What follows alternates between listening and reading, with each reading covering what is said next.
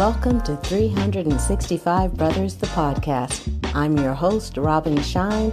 I am delighted to bring to you brothers from across the United States and from various professions talking about their life experiences, their wisdom, and a conversation that also touches on racial profiling in the United States, how pervasive it is, what the impact is. And remember, you can follow us on Instagram at 365 Brothers. Also, follow us on Facebook at 365 Brothers, the podcast. If this is your first time listening to a 365 Brothers episode, make sure you subscribe because you do not want to miss one brother's wisdom, one brother's experience, and their perspective on life in the United States.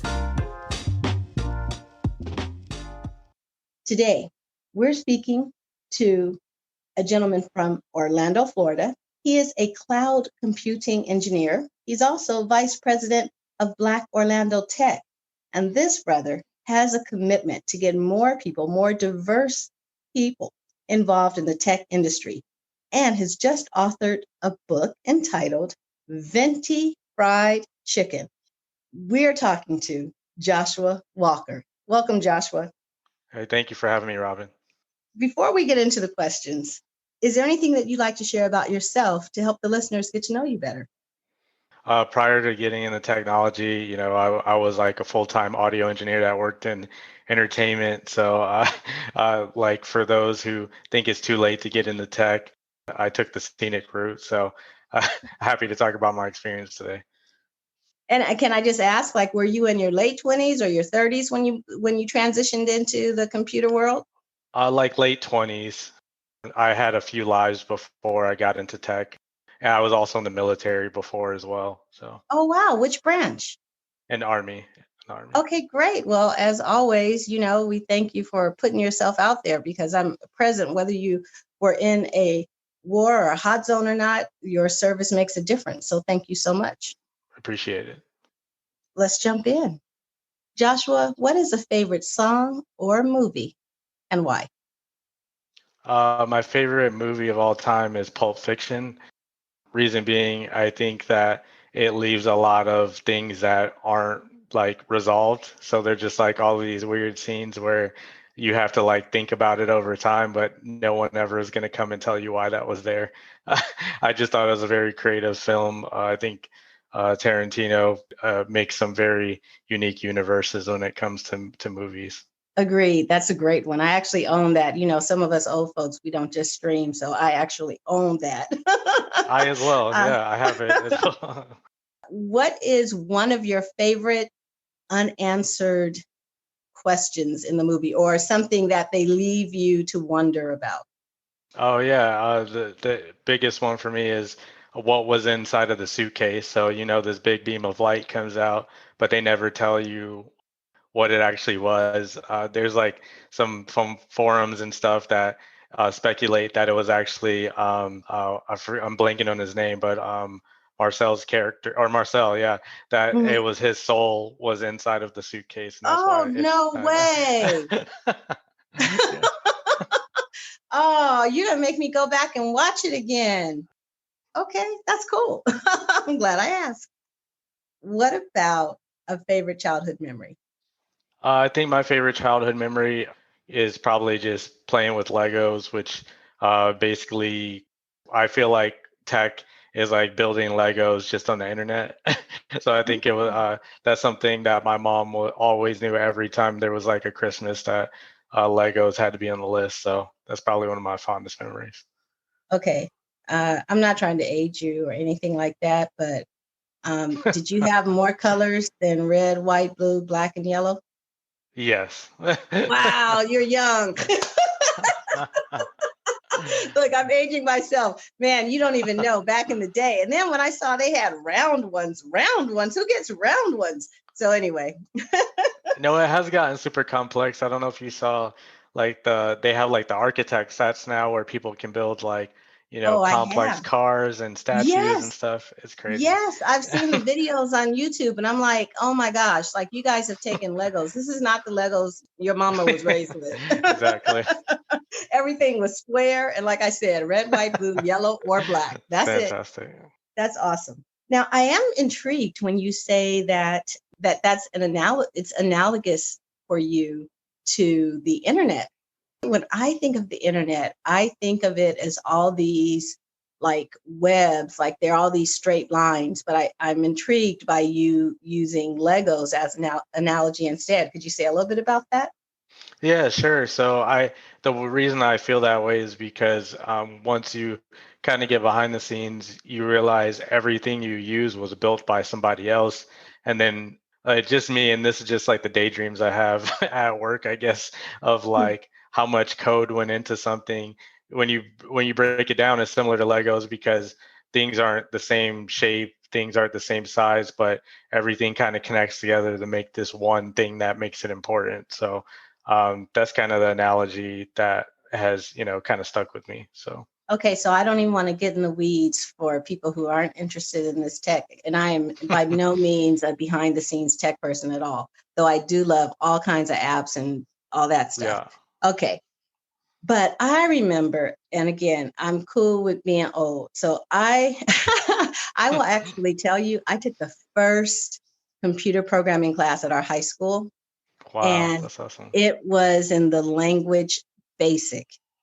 Oh wow, yeah. I mean, that's what built everything else. So And you're just the then, OG. Yeah, that's right? awesome. Hey, I'm finally something I'm an OG with. And then in college, I had to take computer programming again.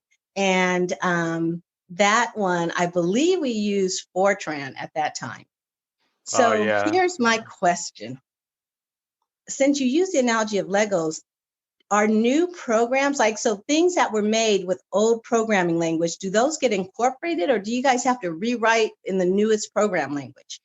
So it's a little bit of both. So like a lot of government systems, like they're carrying a lot of different things. So it would be hard to kind of like refactor and port those over, even though that does happen actively.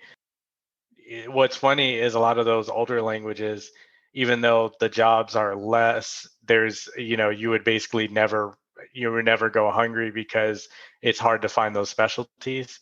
Uh, so to answer your question, a lot of things get ported over, but there's a lot of stuff that kind of stays in place for a long time. So there's Wow. still a lot of stuff built on that. Yeah. All right. So, when I retire as a teacher, maybe I can go restart that basic. No, I'm just kidding. All right. That's awesome. Well, let's talk about accomplishments. And you are clearly an accomplished man, but I do ask this question for two very particular accomplishments. First, one that means the most to you personally, and then one that gets the oh or wow. And I mean, you've already got some that did that for me, but for you, which is the one that means the most to you personally? Honestly, the accomplishment wise, I think is my most recent one of just being a self-published author, just because I had to learn a lot of different new skills to be able to, not go with a publisher and kind of control my own narratives. And which it sold really well, but even if it sold like two copies, it's great to just have your life story in a book. So Mm, I think that's one of the greatest things that has happened, so far in my life. congratulations. Can you tell us a little bit about this book? I mean, you did just say that it's Yeah, about your life, and we're talking about the one entitled Venti Fried Chicken. correct. Okay, so I Yeah, got I to tell could you, give my you first thought is, what is this about being bougie black? kind of. It's so the not to give too much like secret sauce away, but what I talk about the origins is really our identity as African Americans in kind of the modern society. So, I grew up, pretty poor to where I am now, where I'm, doing pretty well for myself. But that part of your identity, unless you like, totally suppress it, which isn't good either, is always a part of you. And I think that's what makes you special. So, Venti Fried Chicken is really about how we kind of exist in two worlds by default. I'm not running away from my roots because me being like an urban black man is it's fun and that's who I am. But then I also am like an industry leader and what I do. So yeah, Venti Fried Chicken is just like it's a way of life. it's a book. It's basically wrapping up my existence and a lot of other people's existence, kind of in a quirky title. So I love it. I can relate. My mom, she was divorced, single mom. Um, And, I put my way through school, but I did go sight unseen to Stanford, and I, was not prepared. So I get to Stanford and I was not prepared for that life. And the funny thing is it took a while to just embrace this is me. And I buy my sweats on sale. yes, I don't pay no, full did I price for say on anything. sale? Look, I'm already putting on airs. I mean, I bought the irregulars at Copeland Sports. That's awesome. I remember getting one pair of green sweats, and I honestly didn't really. I had always just, you buy stuff cheap and whatever. But Yeah, I man, still these do are that. regulars, right? I would never pay full price for anything, no matter how Oh much my money I gosh, have. sounds like a great book, a good read. I'll make sure I have a link to it in the show notes. Oh, appreciate Um, it. I too am self-published, but it's all like books on compassionate action. No, I would love to get links to your books as well. I think one of the best things about being in this space now is talking to other authors, because I think it's its own club. Like, people, I don't think realize how much energy it takes to write a book. Ooh, It's and pretty when intense. one author to another, congratulations. That is a big Thank deal. you. So then what's the accomplishment that gets the whoa, what? Oh, I was on PBS. I know that's a random thing, but but one of the characters I idolized growing up was Steve Urkel, which is kind of funny because he's kind of like the main character and the butt of the joke. But I did a talk on a Spotlight, which is this show that we have in Orlando. Even though it's nationwide as well, it's called Nerd Night. It's where I went on there and I talked about what I dubbed like multiple personality branding, where if you notice, a big part of Steve Urkel's personality and like his narrative is that he's like this brainiac dude, but then he has this machine to turn himself into someone else. I feel like Mhm. a lot of us that grew up as nerds, when we get older, we kind of make that transformation on our own, kind of rebrand ourselves. The Hmm. people that was eccentric and got picked on and stuff now are like now the new rock stars because nerds are cool now. So so it was like, a fun talk on that, on how basically nerd branding, like not shying away from being an intellectual, but just kind of adding some personal spice to it.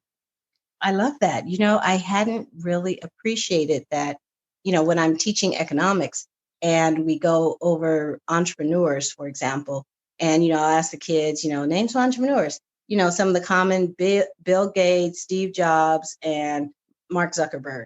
And I realize as you're talking that, yeah, that is a shift. It wasn't always the tech guys that were the kind of the go-to first of Yeah. mind. Yeah. It was usually media and all that. And like literally when I say entrepreneurs, like it's either that or Jay-Z. So That's awesome. Which Jay-Z is also an amazing hey, example he, of he is transformation. Yeah. right. Absolutely. Okay, great. Well, let's talk about words. What is a favorite quote, saying, metaphor, or book? So this is one that I just live by for myself, which is train, inspire, relate.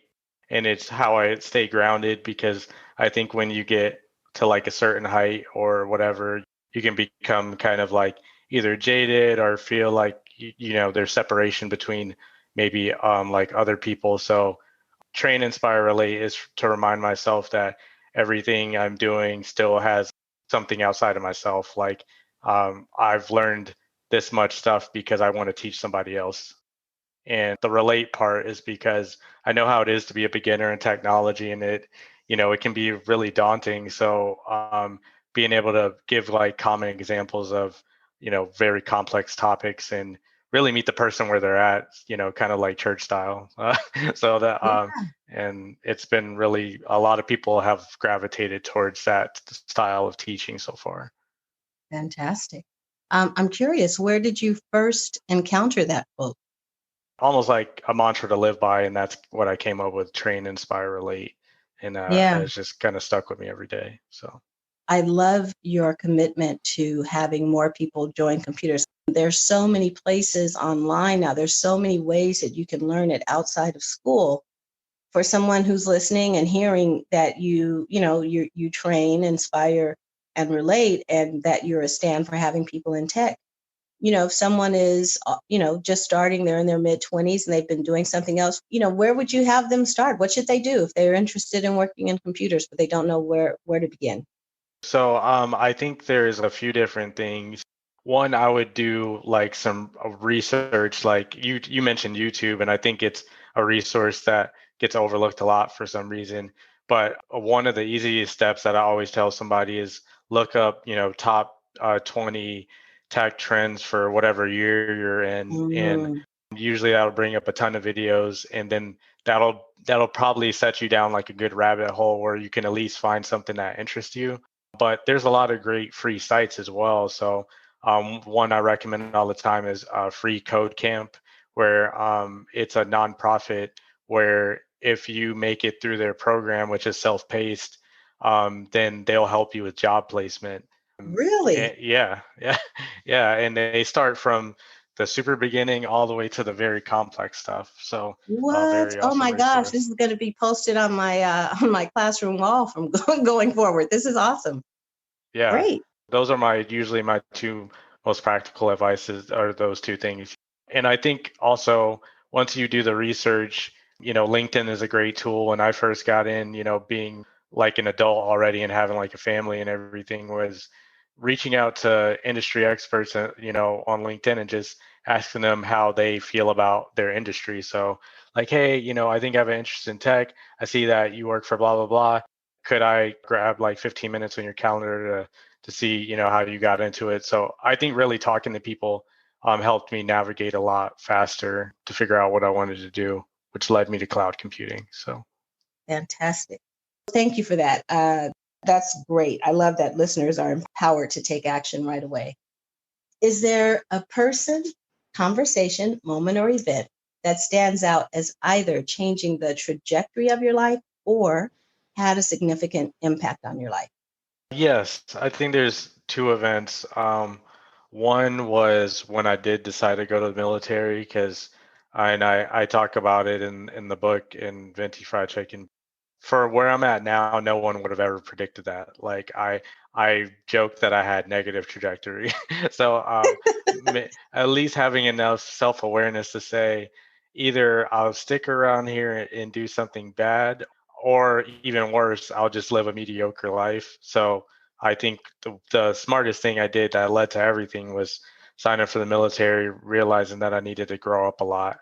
And then I think the second thing was one of my good friends, Orette Davis. He used to be the head of like the Orlando Tech Association, which was like the governing body of our city that brought all of the tech people together. But I had met Mhm. him, and it was before I was in tech, and he's a black man as well. And he was like, hey, he invited me to like a technology meetup, and the rest is history. Like if he wouldn't have extended that invite, there's no way I would have looked for tech for myself. So those are definitely the two most impactful things I think from like where I am standpoint. And you said you met him at a meetup? So it's funny how it all worked out. So one of my friends that I knew from the hood in quotes, my friend Michelle, she's now a lawyer and she's more in like the political realm.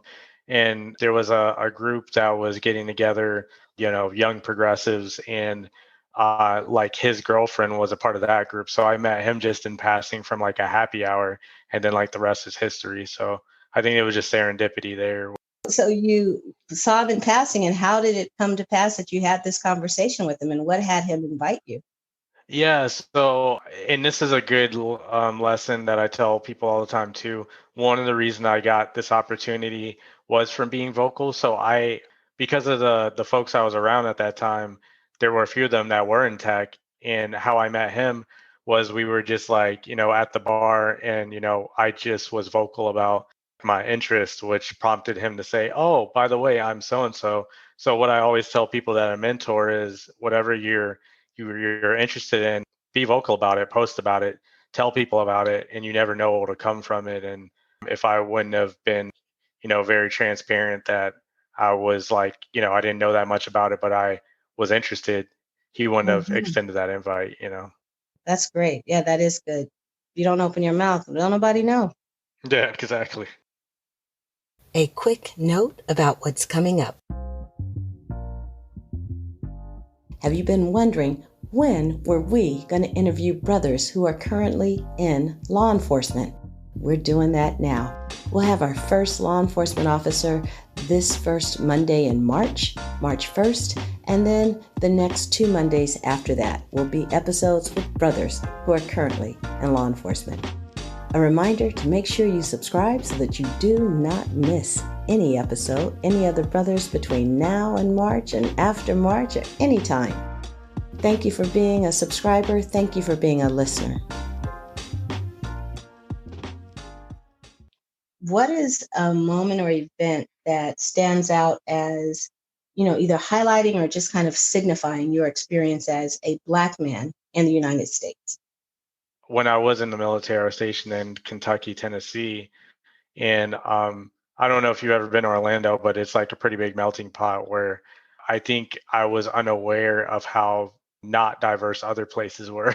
So, Uh, I mean, I was there in like 2010, 2011. So just really seeing that even being in uniform still, like there's still, it doesn't matter, there's still a lot of people that if you're black, you're black. It doesn't matter what credentials you have, it doesn't matter. So I think what I've learned over time, and I think a barrier or complex that I had before growing up was I always thought like in some ways maybe you could like educate your way out of people, not being racist, if that makes any sense. Where yeah. you realize like now I know better, and especially as a diversity nonprofit like lead that, in some ways it's like racism is insanity, and that you're not going to change the mind of these people based on anything that you do. That's, it's their conscious choice or whatever they've went through that brought them to that point. So I'm not sure if that answers your question, but Well, that's I was something just I going to think about. ask you. So, was there a moment where you had an interaction and you were like, "Oh my gosh, okay, this is not going to work"? Yeah. So we're a mixed family because my wife is Spanish, but being in Tennessee and Kentucky, they don't have like variations like that. You're either black, white, or Mexican, even though there's a lot more, diaspora, if you will, of that. Just from us going to like the mall, Opry Mills, which is kind of like right before you get in the heart of Nashville, but like, one of the biggest malls in the world, I think. People made comments about like, my daughter, who at the time was like 3 or 4 years old, based on, like the hate they felt. So that's something that would happen, every so often, even Got- sometimes pointing and stuff. So, Oh, it's, no kidding. yeah, yeah, I'm in LA, so of course there's still racism here, but it has a particular flavor here. So, and no one even gives you a dirty look. They just don't see you. You just aren't there. Well, So, I have yeah. another point of story now. You jogged my memory of when I got out of the military and moved back to St. Petersburg, Florida, which is basically near the beach, which beach towns sometimes can be pretty sketchy. Maybe not in California, but in Florida it can be pretty sketchy. But 100 feet from where our apartment was, someone wrote the N-word gigantic on a wall. And, like basically if I had to walk outside my door, it was like right there. Wow. So And yeah, what it year with is a this? swastika too. What year was this? This was like 2011. And that's the thing. It's like this stuff, everyone's going on and on that there was a Confederate flag on in the Capitol. And it's like, you realize this stuff is going on every day. Y'all, Yeah. you know that, right? So thank you for sharing that. Now, I noticed you mentioned Tennessee and Kentucky. Do you travel there a lot? The friends that were stationed there have since moved on somewhere else, like so. Okay. Okay. Have you had any interactions with law enforcement? And if so, what? Yes, no, what kind, if any? Yeah, I think the youngest incident I've had is when I had a uncle come stay with us after getting out of jail, which was well, it was a great experience because he's an awesome dude. But I guess based on him going from one state to another, because he was up north in Connecticut, and he came down to us in Orlando, Florida. They basically sent like police to come and apprehend him based on like crossing state lines or something like that. I was only like 15 or 16 when this happened, but like I was having like, a weapon pointed at me as a visible, teenager. So Mm-hmm. that's probably like my earliest memory. Mind you, I have a very clean record. Like you could eat off of my record, never got in trouble of any kind. But I've been in handcuffs like 3 or 4 times just because of various situations, wrong place, wrong time type of thing. Can you share one with us? The funniest thing is, well, I guess it's funny now, not at the time. But when you grow up poor, a lot of times income tax is kind of like your Christmas in a lot of ways. So I remember my mom, we went, she got me like an outfit. I was like feeling myself going to hang out with some friends. And then kind of got cornered by a few police officers. And the only description was somebody had stolen something from like the near gas station, and I was wearing the same color. And they didn't even say what color it was. They just said I was wearing the same color. And then so I was like handcuffed for like probably like an hour and a half. And And then what they were they finally were, doing during that hour and a half? well, they're on their radios, and I'm like, hey, I just left my house because I literally was probably like 3 minutes outside of my house. I had just, came outside for the first time for that day. And then what's funny is when they got the call on the radio to let me go was because it was like someone that was like way older than me. And I didn't look that old, for who the person they were looking for. So, but since we're wearing, I guess, blue that day, it could be me. So, I have to tell you, that is unfortunately, one of the more common answers to that question. For some reason, it feels like, let's say, out of the last 5 interviews I've done, 3 of them, it was the same line: being stopped, being told, you resemble a suspect, and the suspect that they stopped has an afro. The person they're looking for is yeah. bald. That's so funny You that you know? said afro too, because I did have an afro at that time. There's a stigma against like long black hair for some reason. Oh, Yeah.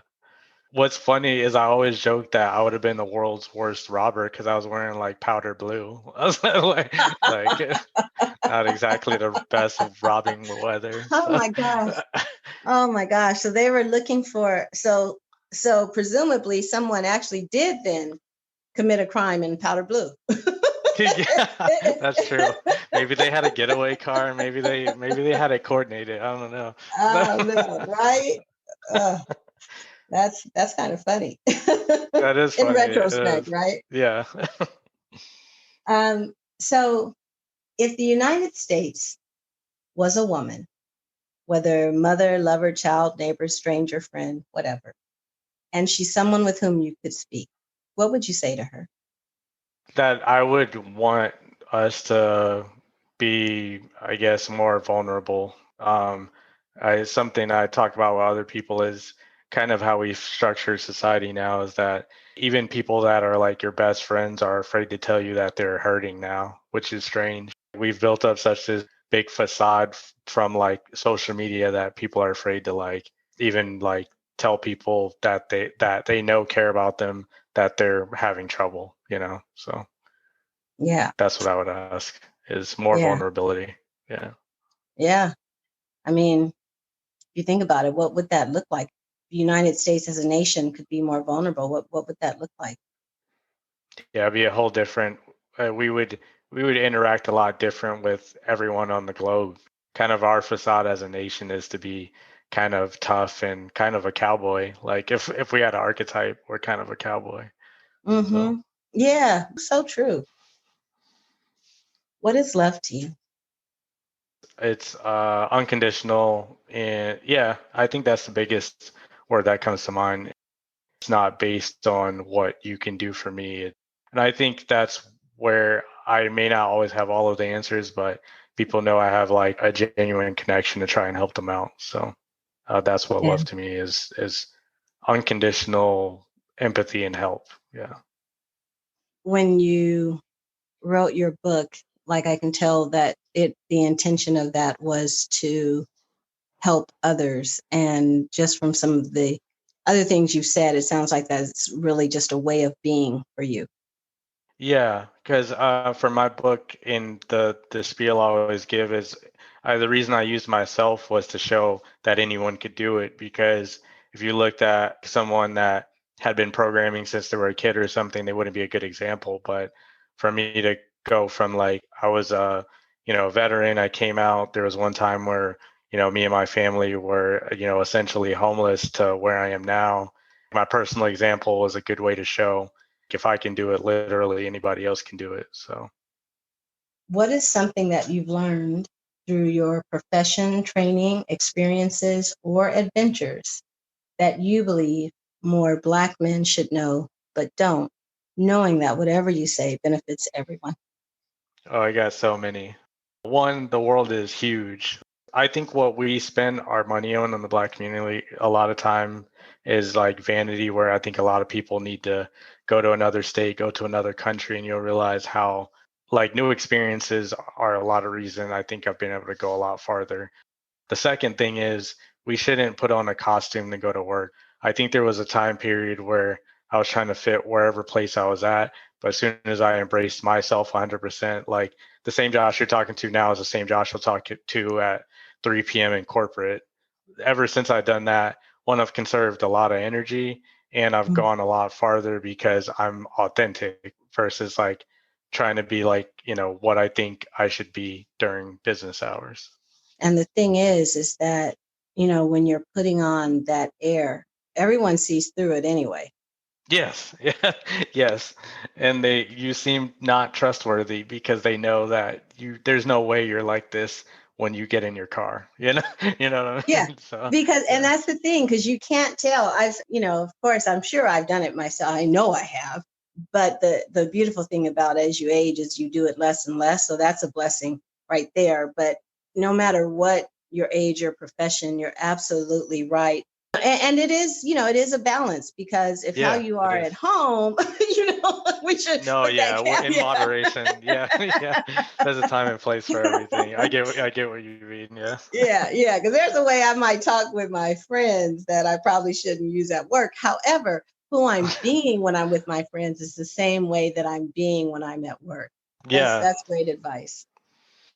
If I can, one more Sure. would be, I think for most Black men, we don't have a lot of representation in most industries that are affluent. So don't get that good job or good career and disappear. Like make sure that you go back and help somebody else out, especially if you come from, like humble beginnings and stuff like that. So Yeah. Now that you've participated in this conversation, what did you get out of this conversation for yourself personally? I think a lot of times, and even though I am, someone into like activism with like the nonprofit I'm part of, the experiences that you asked me to talk about are still very valid. And then, that's the stuff you don't want to hide that stuff from people either. Like I think as someone that's been a diversity advocate, it's good to kind of revisit that stuff afterwards.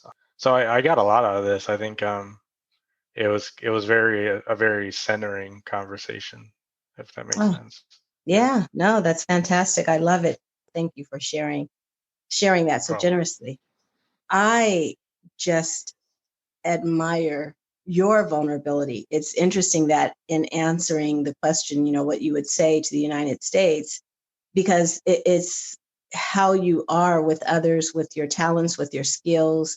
It's clear that you're not just out there to be a contribution, but you're really sharing your authentic self with Yeah, others. And that being authentic, I don't know if y'all know, people, but being authentic requires vulnerability. It does. for sure. And Yeah. right. And so I just acknowledge you for being a vulnerable Black man who is a powerful contribution to your family and your community I and the appreciate tech it. industry. Remember, you can follow us on Instagram at 365 Brothers. Also, follow us on Facebook at 365 Brothers, the podcast. Lastly, I just want to let you know, producing a podcast, it takes something, and I'm really grateful to have partnered with alidu.com. They make publishing easy. There's a link in the show notes for anyone who either has a podcast or is thinking about a podcast. You don't need to learn all that sound balancing and compression. Save all that. Use your time for what matters, interviewing and sharing the stories that your podcast brings. Thank you for listening to 365 Brothers. I certainly hope you enjoyed the episode. I encourage you to subscribe. Please leave a review. I want to know what you think. Also, if you know someone who would be a fantastic guest for 365 Brothers, please direct them to our website, 365brothers.com. You'll also find all the episodes there, 365brothers.com. And your support is welcome. And remember, to listen is to love.